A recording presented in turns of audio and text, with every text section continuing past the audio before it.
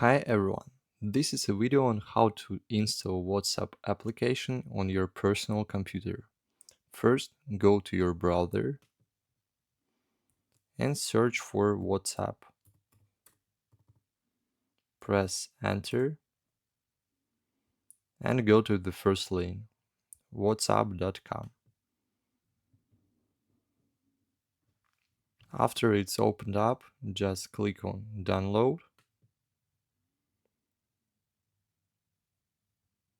and go to your computer folder.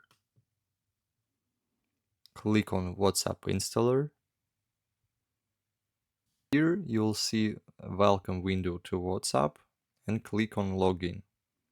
Here you can see some instructions how to log into WhatsApp, but actually the main thing you should know, you have to activate your phone application via the QR code. Just log in with phone number. Here you can enter your phone number, but before just choose your country. After that, click on next and your account will be activated on your personal computer. That's it.